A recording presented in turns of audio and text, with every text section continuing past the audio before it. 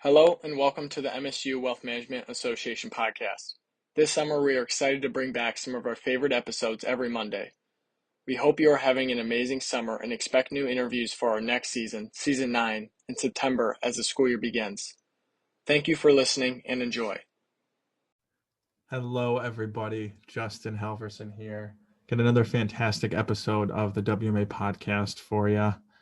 So myself and fellow co-hosts Costa and Justin Jackson all sat down with the legend himself, Michael Kitces, this week. You guys might know Michael from his popular podcast, the Financial Advisor Success Podcast, his blog, The Nerd's Eye View, or from the many things he's co-founded, including the XY Planning Network. When Justin Jackson and I had first started this podcast about 9 months ago, we were joking around like, hey, what if we got some big people, some big titans of the industry like Michael Kitces and Ben Carlson on the show. But, here we are just halfway through season 2 and we've got him on the show. So one other thing I want to mention real quick, I had some audio issues at the very beginning with myself. I didn't realize I was having some microphone issues, so I apologize. Don't worry, everybody else sounds great though. So, without further ado, Michael Kitces.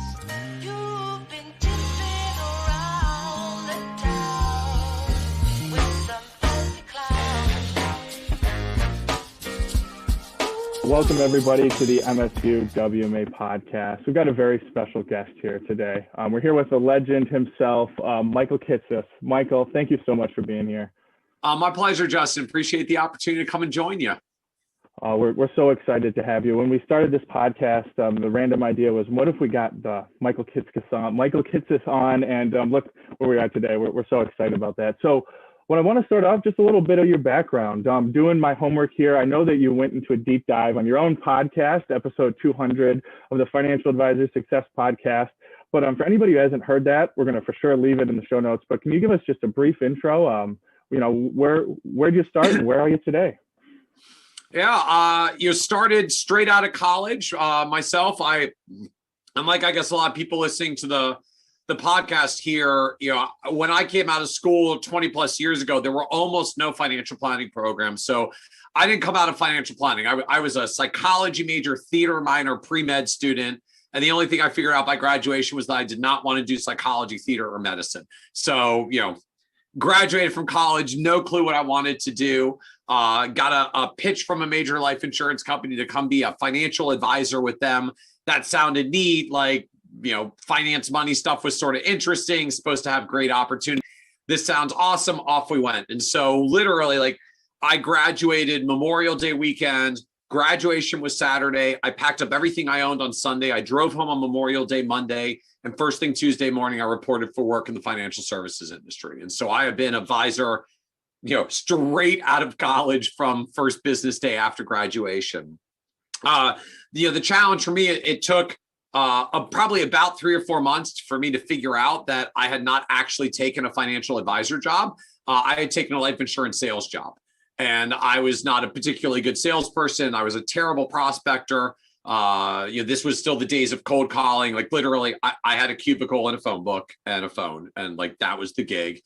And I was not long for that world, but I really liked just the world of financial advising and helping people. I had the good fortune in that first year to mentor under the one guy at that life insurance agency who had a CFP certification. And he was completely different than everybody else.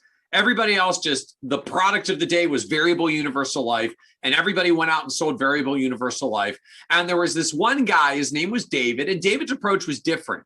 David would just go meet with people, gather a whole bunch of information about all of their finances and the stuff that was going on, and then just help them with whatever it was that they needed. Like it might be an insurance thing, or it might be a retirement account rollover, or it might be something else. I was like, this just seems easier, frankly. It wasn't even that I was enamored with financial planning yet. I was like, this just seems easier, where you find out what their problems are and give them what they need, instead of just trying to sell variable universal life to every single person you ever meet in your life. So that was my introduction to financial planning. I did not last long at the insurance company, but I was really interested in staying in the business. So I ended up finding a job in what today we would probably call like 50% paraplanner, 50% client service manager, like salary job, stable, just sit in the back office and support all this financial planning stuff that was going on. And that was really where I found kind of a love of the business and the love of financial planning. Like, oh, when you really take a planning centric approach, like everything changes. This is all different. Like this is really meaningful, impactful stuff. And so that was when I started getting CFP certification and some of the other designations and degrees that I got. And, it's just kind of been cruising down that road ever since. About 10 years on the advisor side, and then the past 10 years doing more on writing and speaking and creating businesses like XY Plan Network and Advice Pay, and try to help the advisor community with Kitces.com, in addition to still keeping one foot in an advisory firm. Well, that's so interesting. So I'm curious. Yeah, you mentioned being an advisor, and now that's how I know you, as the thought leader. I was not aware of CFP programs until I stepped foot onto Michigan State's campus. But I know ever since I've been in, we've been hearing your name. This is the guy you got to listen to. So can you tell us a little bit about your path to being a thought leader? How did that come about? And what was the first idea? What was the first thing that you started writing or podcasting? So really for me, what it started with was, a couple years in, I had a few job changes. Takes a while before you find the firm that's right fit for you, which I actually even warn people, like, don't stress too much about finding the right job out of the gate when you're graduating. You will not pick the right one. Like, it just doesn't matter. We don't even know what we really like to do until we do it for a while. It's like, oh, I thought I was going to like this, but I like this other thing better. Like, your third job is the one that matters. Like, your first job will just be where you land. The second job will be the opposite of the first. Like, whatever you hate the most about the first job, you'll find a second job that's the opposite end, right? Like, I hated selling in my first job. So my second job was 100% salary, no sales, like opposite extreme. Third job, you start figuring out like, okay, now I actually know what I want to do in the business. Like, I did what I started with. I found out what I liked and didn't like. I took a job at the opposite end of the extreme and found more stuff that I liked and some things I didn't like. By the third time, you find traction. So I was in my third job, which was as director of financial planning for an independent RIA, and was really doing like deep dive planning for all the clients. We were in a huge growth phase. I was doing a bajillion financial plans for clients. And, like we would get these occasional complex client situations that come up, which when you're doing lots of financial plans, like the hard cases are actually the really interesting ones. The rest get a little bit rote and a little repetitive or boring sometimes. Like, oh, this client's got a cool situation. Like I'm gonna nerd out on this for a little.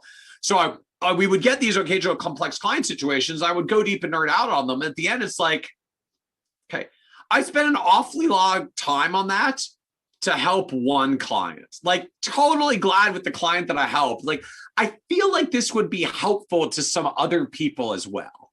And I had this itch. Like, I spent so much time learning this. I need to tell more than just the one client that we help. Like, I need someone else to talk to this about. And so that turned into writing on message forums, because that was kind of the thing back then, because we didn't have social media yet. So it was like online message boards.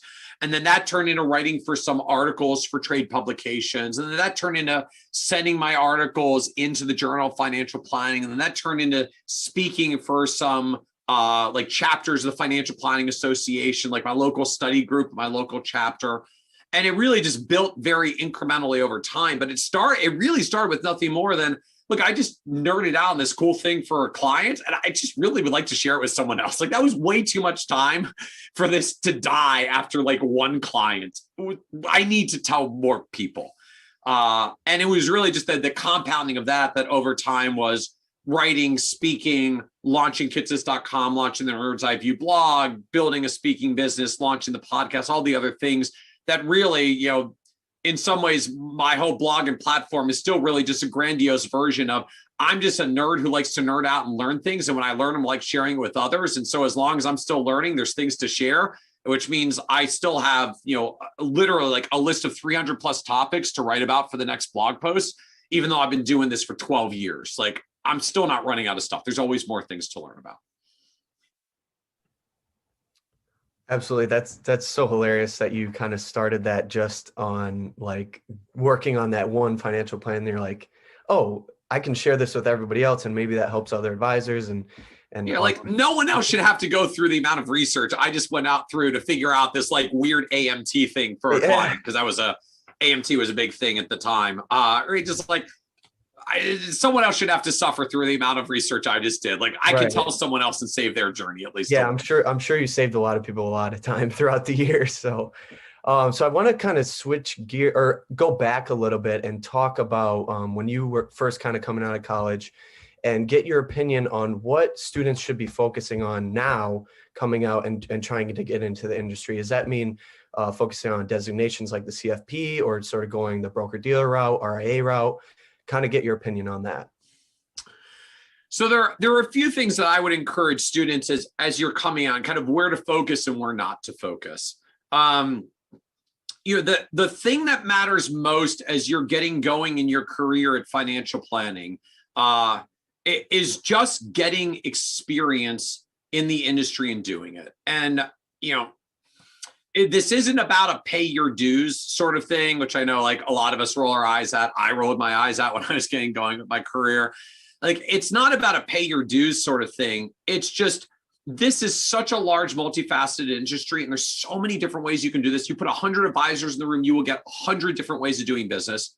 In fact, you could probably get 117 different ways of doing business, because some advisors do more than one thing at once in their own business. It takes some time to just figure out what you really like doing and what connects with you and what doesn't. Do you really like getting clients? Do you not like getting clients? I started my career, I hated sales. I hated being in business development. Like the first 5 years of my career was all about finding jobs that would never have business development again. In 2012, I made partner at my firm because I was bringing in so much business. Like, the thing I started my career avoiding doing ended up being a major driver in my career 10 years later. But it took 10 years for me to get, literally it took 10 years for me to get comfortable with any level of business development. So like, we don't even sometimes know or realize what we're going to find that we like or don't like, or works for us and doesn't work for us. The only way you find out is by starting to do it. And so to me, what that means first and foremost is like, don't focus on finding the perfect job coming out of school. Find a job and just start doing something in the industry. Ideally, if you can, something in a firm that cares about financial planning. So at least you can be in its general vicinity. That's really about as far as it needs to be out of the gate. So it's really less about being like in an RIA versus a broker dealer. It is much more about, is this a firm that does and cares about financial planning? And the way you really figure that out is, number one, ask them if they do financial planning. If they say yes, ask for a sample financial plan. Like, can you give me an example of what you give to a client? If they don't even have a sample plan, they probably don't do very much planning. If they have a sample plan and it's literally just the output from the printout of the software, they probably don't focus a whole lot on financial planning. If it looks like they put a little bit of TLC into that plan and like there's something produced there, then they probably care about it a little bit more, and this may be a better place. Second, ask them how much of the revenue that they generate is recurring. So not necessarily about fees versus commissions. There are commissions that are level trails that are still actually pretty ongoing and recurring. The reason why it matters is firms that have a lot of one-time revenue, classically, that's firms that sell a lot of stuff for commissions. If every January 1st as a firm owner, you wake up and your revenue is zero because you haven't sold anything yet because all of your income is one time, the only thing you ever really care about at the end of the day is finding the next client and sales opportunity. Like, you have to, that's all you're paid for. And so those tend not to be firms that have much financial planning focus or even much reinvestment into their staff and their teams. All they care about is new clients. And frankly, if you work there, all they're going to care about is, who's your natural market? Who do you know? Can you bring 50 names? All that stuff that our industry does, because all they care about is sales. If the majority of their revenue is recurring, that could be assets under management fees, ongoing trails, whatever it is, then when they wake up on January 1st, the mindset is different. My firm makes a lot of money. All we have to do is not blank this up and give awesome advice and service to our clients. And if that's the mentality of the firm, we have to make sure we give awesome service to our clients, they stick around. those firms are naturally more service oriented, more reinvestment oriented, more advice oriented, more planning oriented. And so if they're planning focused and they're recurring revenue focused, the odds are pretty darn good that you're going to have a good opportunity here. And that's where I would start out of the gate. It doesn't matter what the job is. It doesn't matter what the title is. Look, I spent 18 months filling out paperwork and account opening forms as a client service manager. I didn't do it for 5 years because I had some aspirations about moving forward to other jobs, but I did it for 1.5 years and it was invaluable because I didn't frankly know where I was going to land yet. And it was an amazing experience and I learned a ton. So don't worry about the job, get a job at a firm that's planning oriented, servicing oriented, and recurring revenue oriented, and work on your CFP marks. That would be the other piece that I would add. If you're coming out of your program with your CFP mark or with your education stuff done already, go sit for the exam within 1 year of graduation. You won't be able to use the marks yet, kind of by definition, because you don't have the experience yet. It's still worthwhile and very important to do. Firms that are planning centric increasingly care about the CFP marks. It is becoming a requirement for a lot of those best firms.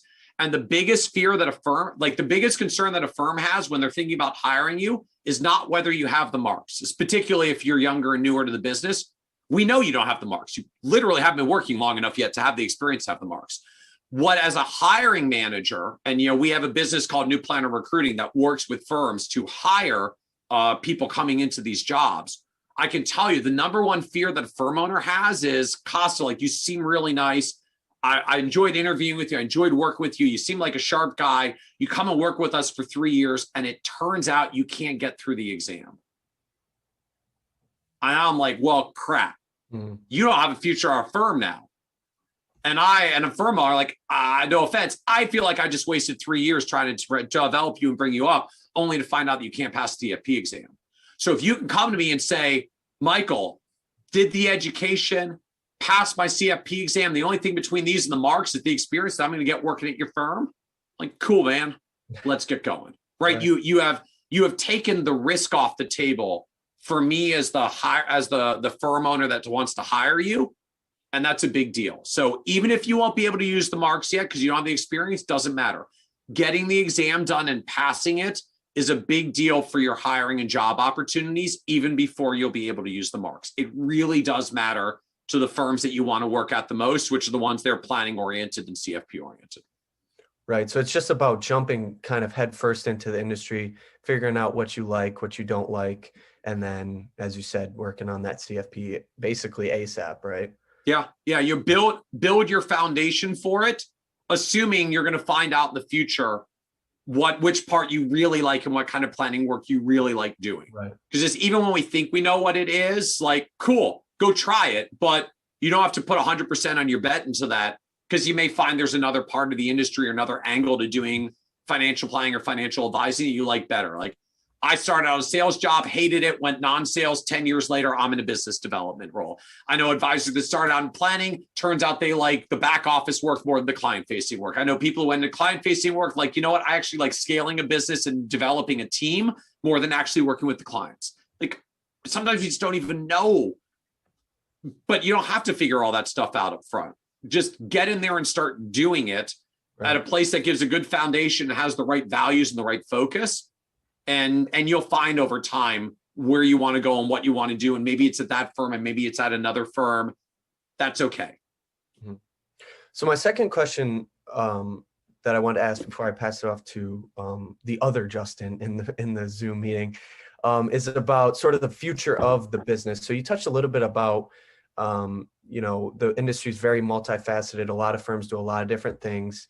But where do you see, and what are some trends of the business? Are we moving towards just an RIA model? Is the broker-dealer model just becoming sort of extinct? Is it going to stick around? Is the fee structure going to be all the same? Is it going to change? What's your opinion on that? So a few things I see shifting in flux. The first is, frankly, I think we look at this 10 years from now, we're basically not even going to make the distinction between broker dealers and RIAs. they are converging into one. Now, legally, technically, they are separate entities. So what we call the thing of the future, whether we redraw the lines a little, we'll see. But this separation of the channels is just not going to exist in 10 years the way that it does today. Brokerage firms are increasingly running fee-based models that look like RIAs. RIAs are increasingly scaling their own businesses to be larger and larger and look like broker-dealers from a platform perspective. There are independent organizations like Dynasty and XY Planning Network that are creating support structure for RIAs that looks just like the support structure for broker-dealers. Broker-dealers are launching RIA support platforms like Commonwealth and LPL. So just they're all mashing together. I don't think we're going to make the distinction 10 years from now the way that we do today. The distinction is going to be some companies and firms are in the product sales business and some are in the advice business. And the biggest thing to really get clear on is whether you're going to a sales organization or an advice organization. And those will remain separate, but the lines of how we draw them are going to get shifted and redrawn. What you have to get clear on, just as someone coming in, is do you want to be in a sales role or do you want to be in an advice role? And if you want to be in an advice role, make sure you find an advice-oriented firm, which is why, all those requirements like show me your financial plan and what does your revenue mix look like? Because sales-oriented firms operate on one-time revenue because that's how salespeople are compensated. Mm-hmm. Advice relationship-oriented firms typically run on much more of a recurring revenue model. And those are the firms that have the most capacity to just reinvest in their teams and scale and create opportunities for people who go and work there and are looking for long-term career opportunities. Right. And I'm sure there's going to be even a mix too between the two roles. Even in the advice role, you're going to have to do some sort of sales, like you talked about, business development, get new clients, and probably vice versa, right? Yeah. The difference is what you're selling. Right. Okay. Product salespeople sell their product. Financial advisors sell themselves. Right. Like you're selling you, right? You hire me and the expertise between my two ears, like that's what I'm in the business of selling. So absolutely, like, full on fiduciary advisors, if you want to grow an advice business, you still have to sell. Mm-hmm. You're selling yourself and not a product. So it feels a little different, but you still have to sell in that role. The distinction though, is there are advice roles that have nothing to do with sales, right? We see a growing number of firms like, I got a marketing team that makes the clients come in. Mm-hmm. Your job is to give them awesome financial advice. In sales organizations, that doesn't exist. Right. You sell or you do the paperwork. That's like, those were the only two jobs in insurance companies.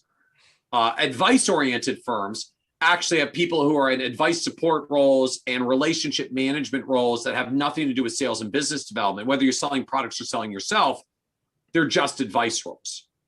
And so if that's all you want to do, awesome. You have some opportunities there. If you're inspired towards sales and business development, whether that's selling products or selling yourself, awesome. Frankly, you will have more income upside. Just the business, getting clients is hard. The business pays more for it. Whether that's you're naturally wired that way or you want to learn that skill or you want to develop that skill over the first 10 years of your career, there is a lot of upside there. But the distinction is in the sales world, you have that or you're gone. In the advice world, that's just a choice and a path and a particularly remunerative path that you can pursue or not. Right. So kind of in the same vein of business development, in the advisory space, particularly in the independent realm, it seems like there are a lot of advisors creating podcasts and other forms of content. Do you believe content creation is the name of the game going forward as far as business development goes in an advisory practice? Basically, is content creation a skill young advisors should be working on? I would say it's kind of yes and no. Obviously, I have a particular affinity for content-based marketing strategies since that's my whole world and what we do, and certainly how I built my business. It's not the only game in town, though. Look, there are still firms that build through referrals. There are still firms that build through doing seminars and webinars. And there are still firms that are building their business on direct mail, like sending physical paper mailers to people's houses. It actually still works. Like there's a lot of different ways to build advice businesses. The essence of what most of it comes down to, though, is that being effective at getting clients is ultimately about being able to demonstrate your expertise and convince someone that hiring you will help them get to their goals or their outcomes or whatever transformation they want to achieve. And so at some point, you do have to show up with your expertise and convince someone that their life will be better by paying you for it. And so we can do that a lot of different ways, right? I can stand up in front of a podium and speak. I can make a slick mailer and send it to your house. I can do a webinar. I can write an article. I can do a podcast. Some of those are content-based. Some of those are more content-based. Some of those are less content-based. Some of those are relationship-driven. Some of those are relationship marketing-driven. There's a lot of different ways I can come at that idea of I got to demonstrate that I'm worth paying and then persuade you that it's worth paying me for that outcome. Content happens to be a great way to show your expertise and that you're a good person to work with. It's not the only path, though. So look, if you are inclined that way by any means, like go for it. I can certainly speak from the heart. Like it is a very effective and scalable path to go. And look, if you like writing, do it with blogging. If you'd rather talk, do it with podcasting. If you're better in front of an audience, like turn on the camera and make a video and go live on YouTube or TikTok or whatever the heck it is in the future. Right. There's a lot of different modalities about how you can show your expertise that may connect with you personally if you like that content creation thing. But I know there's someone out there that's listening that's like, no freaking way I'm going out there and making content. Like that is not my thing. That is just not how I'm wired. Like put me in front of a room where I can work the room. Great. Like, but there's no way I'm sitting in front of a camera or a microphone. Like if that's how you're wired, it's totally cool. You will be fine. There are other ways to build your business and get out your expertise to establish the relationships and convince people to do business with you. But yeah, if you got any inclination towards content marketing is a phenomenally scalable way to go about doing it. And just, as long as the internet is here and this great finding machine of search engines exist, it's amazing who can find their way to your expertise when you just go out there and share your expertise and let people find their way to it. And do you think over time it's just going to continue to get more and more specific? Like I'm the financial advisor of craft breweries and there's significant information out there that exists. Like, do you think it's only just going to get richer and richer, like what exists on the internet? Absolutely. Absolutely. For anybody who's coming into the business today, like you will have to form some kind of specialization, some kind of niche. Now, you don't have to pick that from day one. Most advisors, even who end out in niches, they don't start there. They find their way there after 3, 5, 7, 10 years. And particularly if you're going to come into a firm where you're taking a job of client service support, which then turns into paraplanner, which then turns into support advisor, which then turns into lead advisor with existing clients, like you may not be on the hook for this for 5 or 7 or 10 years or more. So don't stress yourself out earlier than you need to. And if you're, going to a firm that's asking for you to bring your 50 people from day one, like you are not talking to an advice firm. You are talking to a sales firm that wants you to sell their products. So if you take an advice path with an advice firm and climb an advice ladder, like, yes, you will need to figure that out. But no, you don't have to figure that out anytime soon. You will have a lot of time. It starts with experience. It starts with getting your CFP marks, checking off the box on experience and your CFP marks. By the time you get there, you'll start finding something that's more interesting. Like maybe you're like me and you're like nerding out on tax stuff. Maybe you're more interested in student loan planning. Maybe you want to get into investment stuff. You'll pursue another designation that takes you deeper down that route. You'll start working with some clients who appreciate that designation and expertise. You start inching down that path. And then 7 years later, it's like, I guess I'm actually pretty deep with this group. I think I'm going to focus my career here going forward. So absolutely, I think the future becomes ever more focused because there's 300,000 financial advisors. Like you got to have some way to stand out from all the other people who are going to be coming at clients with something as well. And the amazing thing about the advice business, when you drill down to it, most wonderfully successful advisors still have no more than about 100 active clients. Even the guys who've been doing it forever and have like 372 clients, like, yeah, but 270 of them you haven't talked to in like 5 years. They're your client because you made an IRA for them in 2007 and haven't talked to them since. Like active clients is rarely more than 100, maybe 125. And a lot of advisors have wonderfully successful businesses with no more than 50 great clients. And the reality is when you need 50 great clients and there's 300 million people in this country and 7 billion people on the planet, like you can go as insanely narrow as you want. There's still going to be space. Like we had a guy on our financial advisor success podcast. His niche is bass fishermen. Not even all fishermen, because that would be too broad, right? Just bass fishermen. And it sounds like a crazy thing, but he's 39 years old. He has $120 million under management, and 90% of his clients are bass fishermen. Wow. So it's amazing how focused you can get when 50 great clients is all it takes for an amazing business. So you should have that in mind for the long run, but that is the long run. Day one is find a job, find it at a firm that cares 2 bits about advice, get your CFP marks, get your exam done. So at least you'll get your CFP marks when you get your experience requirement, and just be focused on learning and accumulating the experience. You know, when we look, and we do a lot of research on this from the Kitces platform, when we look at what is most predictive of an advisor's financial success in the business, the overwhelming, dominant, number one factor is the number of years they've been doing it. It's literally just time. And I know when we're getting started, that's a whole like, damn it, I don't have time. Like I'm getting started now. Like what's the shortcut? There aren't a lot of shortcuts. I mean, there are some, we got a lot of articles about it on the blog, but like there are some ways that you can move it forward. But at the end of the day, like advisor success comes in over time, because this is much more of a marathon than a sprint. It's a business about relationships. It's a business about growth.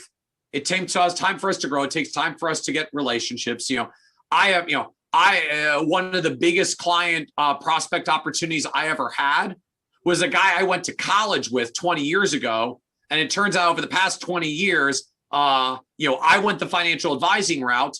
He went the route of a company that started up, ended up IPOing and making $1 bajillion. And he was one of the first 10 employees. So I wasn't going to get him for 20 years because that's how long it took for him to go and do his thing and follow his journey before I got the phone call as the old college buddy. It's like, hey, we should connect because there's some things happen in my life and I've got an opportunity now. So like there's stuff that just happens with time. Our relationships build, our networks build, the people we know come into opportunities. We get established, we get known in our communities, we get known for our expertise, we go deeper in that direction, and all of it compounds. All of it compounds, right? If you want to save $1 million by age 65, all it takes is $300 a month, $10 a day. You can pull out a financial calculator to verify it. Like that's literally all it takes. $1 million when you retire is $10 a day. And a stupidly large amount of compounding. And building a financial advisor career very much follows the same track. And of course, the frustrating thing about compounding is all the growth comes at the end when the compounding really picks up. So setting your foundation and staying in the game so that the compounding can happen is the most important thing. That's why like the number one thing I push against for people when they're getting started is avoiding those sales jobs. Not because it's bad to sell per se. If you want to be successful in gaining your own clients, you will have to learn how to do that. Or you'll be in a salary job where someone else hands them to you. It's not about it being bad at sales, but most of us are not great at sales coming straight out of school. And if you fail in the first year, you never get to the 30th year of compounding or the 20th or the 10th. So finding the jobs that keep you in the game are the most important thing. And then taking the steps along the way so you give a nudge towards positive compounding. And it's amazing how time compounds in your favor as you build experience and relationships. I just finished reading The Psychology of Money by Morgan Housel, and I know it was like Warren Buffett, he's worth like $85 billion, and he accumulated 82 billion of it after his 75th birthday, something like that. Yeah. Crazy. Yeah. Isn't it amazing? Like, I think that to me is one of the most incredible examples, just Buffett's accumulation. Like as much as we talk about all his wealth, like I'm not even sure he was a billionaire yet by 65. Yeah, I don't think so. Right? It's like, spend 40 years getting to $1 billion and then 20 more getting to 80 billion. It's how compounding works. So very frustrating in the early years, right? Anybody who's compounded has been there, but the only way you get to the long-term result is staying in the game. And so finding those opportunities and roles where you can stay in the game and get some experience and keep adding, that's what lets the compounding add up. Awesome. I know I want to be respectful of your time here. This has been amazing. There's so much insight in here, but what we like to we like to open the floor up to our guests here. So is there anything maybe we didn't cover today, Michael, that you would like college students to know who are looking to break into the financial planning space?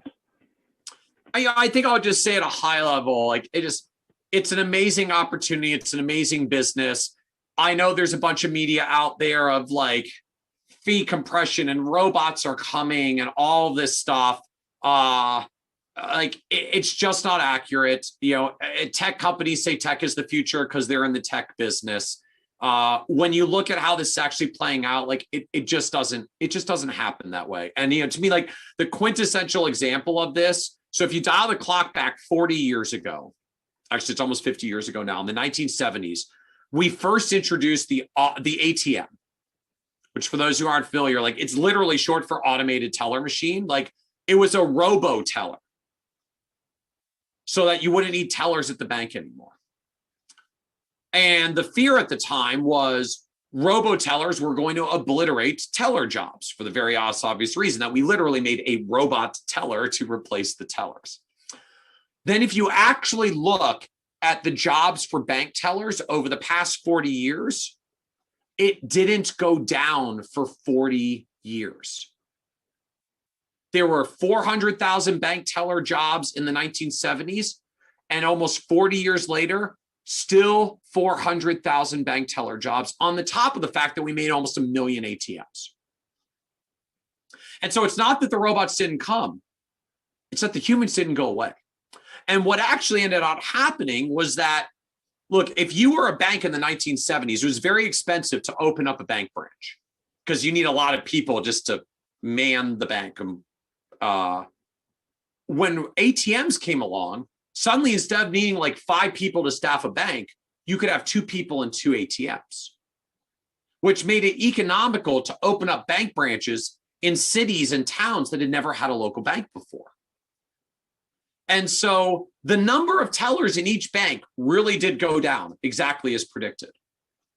But the number of bank branches more than doubled and more than made up for it because the opportunities that came, because the market got bigger, the pie got bigger when the technology made it more efficient. And I see very much the same thing happening in real time in our financial advisor world. Yes, there are things that we do as today as advisors that we did in the past 10 years that will go away. Like it will get automated. The computers will do that. But that just means we end up doing different things that are more valuable. And when we get that much more efficient, we can serve more consumers and the pie gets bigger. And so don't fear like the wave of robots and automation, all the rest. At the end of the day, money is a very human business. It's a very human thing, right? It's one of the most crucial resources. We have to have it survive. Like you literally can't survive and function in the world if you cannot effectively manage your money and your cash flow. It's a very personal business. It's one of the only taboo subjects left, right? We can talk about religion, sex, and politics faster than we can talk about money right now. And so I couldn't be more upbeat about the opportunities in the advice business. So it's a wonderful, amazing career. Just set yourself a foundation for success because it is a marathon and not a sprint. Awesome. Michael Kitces, thank you so much for being here today. My pleasure. Thank you. Thank you, guys. Really appreciate the opportunity. If you liked what you just heard, please like, comment, and share. This is Vincent Pacillo, producer of the MSUwma podcast. MSUwma, or Michigan State University Wealth Management Association, is a student organization part of the Eli Broad College of Business located in East Lansing, Michigan. Our mission is to inspire and educate the next generation of financial planners. Thank you for listening to today's episode. If you enjoyed it, please check out our channel on all platforms such as Spotify and Apple Podcast. And check out our social media at MSUwma and MSUwma.com.